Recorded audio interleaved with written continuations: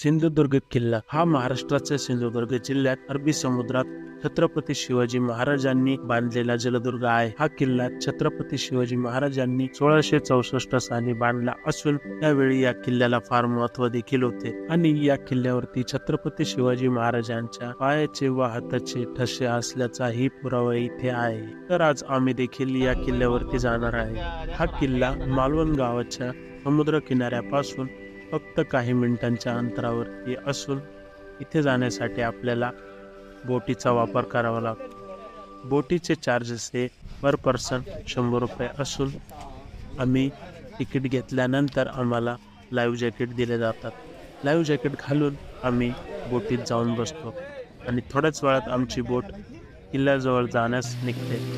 समुद्र लाटांचा आनंद घेत आम्ही थोड्याच वेळात किल्ल्याजवळ येऊन पोहोचतो।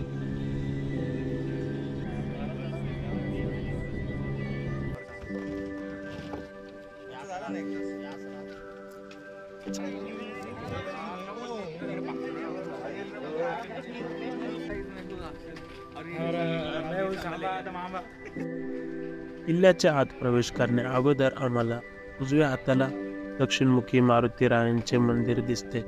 मारुती रायांचे दर्शन घेऊन आम्ही किल्ल्याच्या आत शिरतो आणि समोरच देवी जरीमरी माता मंदिराचे देखील आम्ही दर्शन करून किल्ला बघण्यास सुरुवात करतो।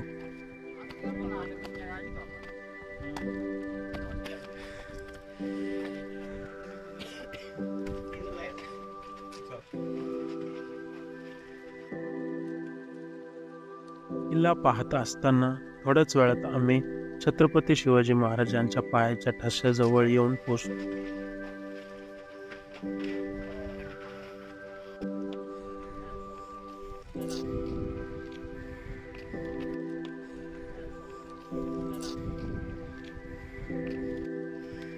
आणि छत्रपती शिवाजी महाराजांच्या पायाचे दर्शन घेऊन आम्ही पुन्हा पूर्ण किल्ला बघण्यास सुरुवात करतो।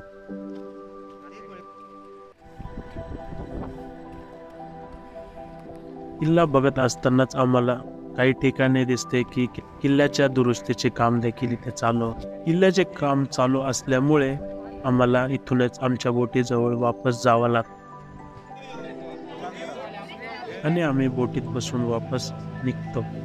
तुम्हाला हा व्लॉग कसा वाटला हे कमेंट करून नक्की सांगा आणि पुन्हा भेटू आपण अशाच नव्या व्लॉग सोबत। तोपर्यंत जय शिवराय।